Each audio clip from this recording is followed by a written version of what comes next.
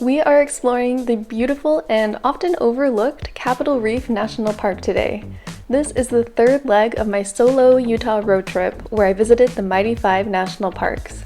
We've just driven over from Arches and we're headed to our first stop, which is a 4.4-mile trail called Grand Wash. I entered Grand Wash from the trailhead on State Route 24, but if I was to return to Capitol Reef, I would take the trail starting from the Scenic Drive, which we'll see shortly, and I would have done the 3.5-mile trail over to Cassidy Arch instead.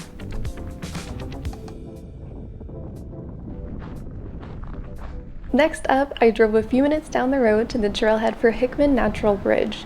This beautiful 1.8-mile hike starts out along the Fremont River before looping you under the bridge itself. The sandstone structure arcs over the trail with a 133-foot span. And fun fact, did you know that bridges and arches are kind of the same, except that they were formed in different ways? Bridges are basically arches that go over water or were formed by water at some point in the past. So that means that Hickman Bridge was actually formed by flowing water many, many years ago, while most arches are formed instead by the wind. Another cool thing in Capitol Reef that you'll find along many trails and you should keep an eye out for are petroglyphs. Can you see them here? All right. I just stopped at the visitor center, picked up a map. Now I'm heading to the campground to check it out. I think the main attraction really in Capitol Reef, or the main way to see most of the sites, is this 8-mile scenic drive down the middle of the park.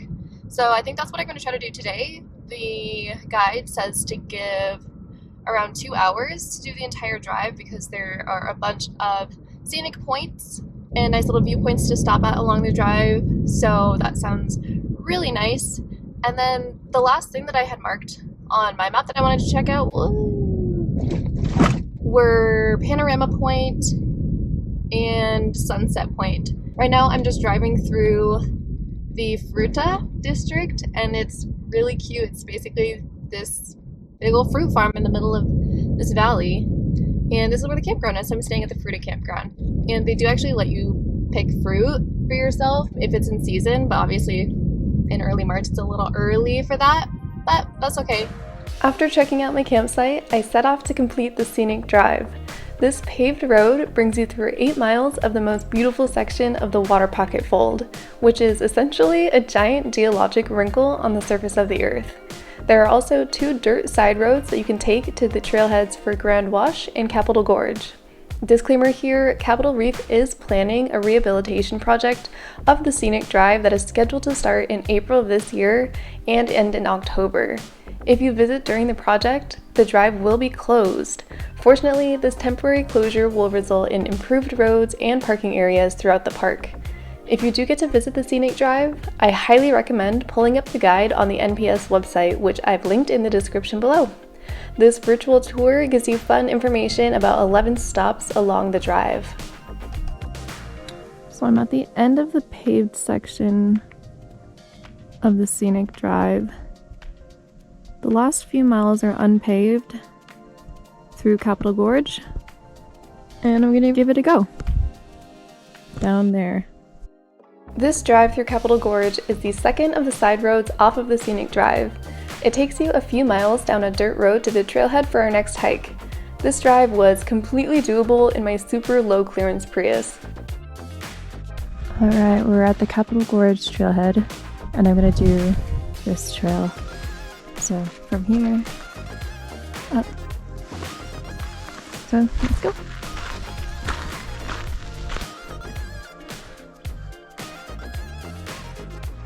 Do you see the petroglyphs? That one's pretty obvious. And I like the sun. Cool. Totally would have missed that. And the more recent from the pioneers, 1911. Pioneer settlers began moving into the canyon in the late 1800s, many of them leaving their names carved into this registry on the canyon walls. Capitol Reef got its name from the white sandstone dome structures that reminded early visitors of the Capitol building, and from the brightly colored cliffs reminiscent of ocean reefs. This trail is a quick 2 miles out and back that takes you to the tanks, or tinahas. I showed you potholes when we explored Canyonlands National Park. Potholes and tanks are two types of water pockets, which are naturally occurring dips in the sandstone that collect rainwater. The difference is that potholes tend to be smaller and they'll dry up completely between rains. Tanks, on the other hand, are permanent watering holes for the local fauna and even house tiny ecosystems of organisms. You can find two types of shrimp within the ones found in Capitol Reef: tadpole and fairy shrimps. That was pretty cool. I forgot about the fact that because I'm in a canyon, the sun sets much earlier. It has already set behind that giant dome. And I'm gonna hurry back before it gets too dark and cold. Okay, phew.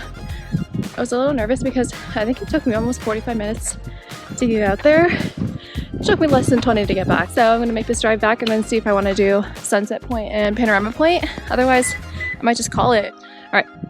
The water pocket fold is a massive rift in the earth that was formed between 50 and 70 million years ago when a fault caused the ground to the west to move upward more than 7,000 feet compared to the east. This exposed the many layers of rock that make up the colorful cliffs and canyons we see in the park today. Good morning! Today's Wednesday, the 9th, so I'm about halfway through my trip. I have no service whatsoever in the park, cell service, so I actually drove out before setting up camp last night to this viewpoint, panorama point just outside of the park so that I could get service and check in with people. And I also had to check in with my Airbnb host for tomorrow, and this is in Bryce Canyon. The weather conditions are looking really bad just for the 2 days that I'm staying there, and it's going to be snowing. Fortunately, he did tell me that the drive from Capitol Reef to Bryce Canyon passes over, I think it's Mount Boulder or Boulder Mountain, that goes over 10,000 feet in elevation, and he advised me to wait until after 11 o'clock in the morning to make that drive, which was very, very good advice, considering I don't want to get stuck in the snow on the drive.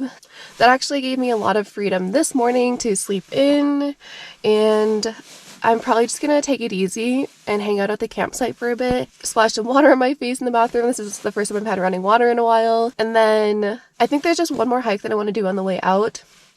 It's around 4 miles, and then just slowly make my way over to Bryce Canyon once Boulder Mountain has had the chance to warm up a bit. Capitol Reef was so beautiful. It really was extremely, incredibly scenic.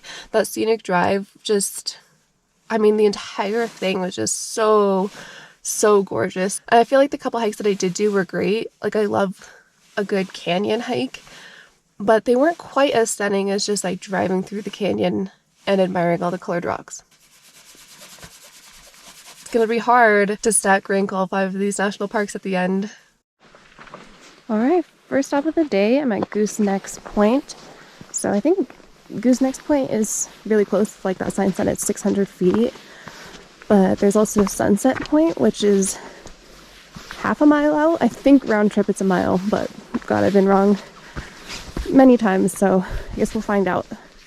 Alright, it might be a little bit hard to see down here, but this is Sulphur Creek, which is an offshoot of the Colorado River. So these goosenecks are these turns in it. It's very dry right now and looks to be frozen, but wow. Alright, so from the same parking area where you get to Goosenecks Point, if you go left, this is the trail for Sunset Point. It's a little bit longer. Oh, it's only a third of a mile. Sweet. Okay, let's go check it out.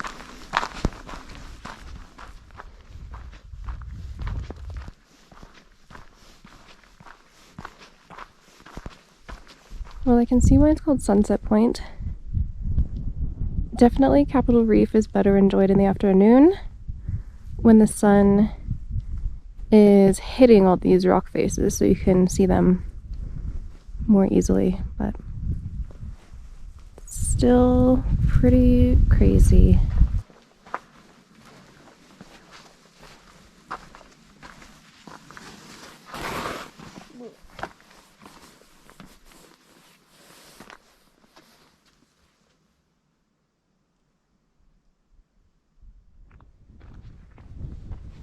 Heading back to the car now.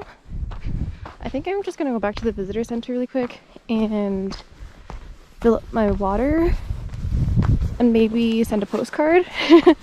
And there's one more short hike I want to do, and then it's gonna be time to make the drive over to Bryce Canyon.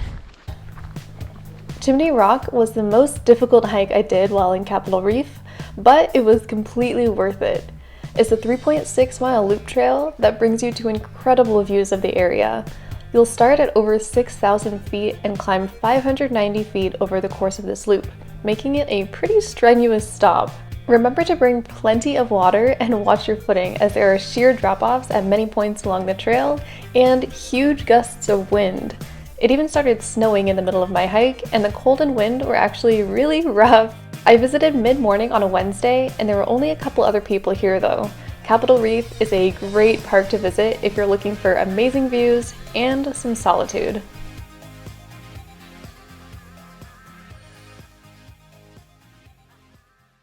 Alright, I just finished the Chimney Rock Trail and it took me exactly an hour and a half to do. So now it is 10:50 and I'm gonna drive over to Bryce Canyon now. So it was snowing a little bit. It's mostly blue skies, but there are some like snowy patches I can see. So I think the roads are still gonna be fine. All right, let's go.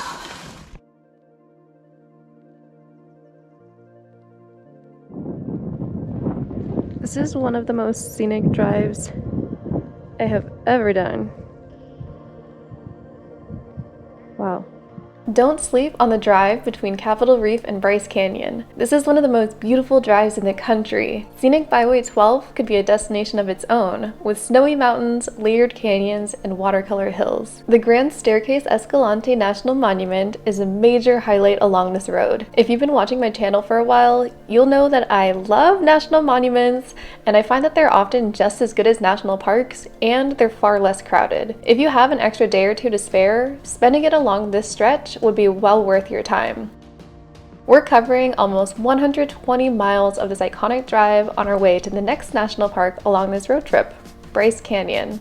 If you enjoyed this video, I would love it if you would hit that subscribe button below to become one of my first 800 subscribers and catch the rest of this solo Utah road trip. We're over halfway through now with just Bryce Canyon and Zion to go, and you won't want to miss them. Lastly, I have just launched my Patreon page. The link is in the description below. I'm sharing a bunch of fun behind the scenes content over there, and you can join as a member for free. Or if you want to sign up for a membership, you'll get the most access to what I'm sharing. You can check out my latest post on a challenge that I'm setting for myself during the month of April. Thank you so much for your support, and I will see you in the next one. Take care.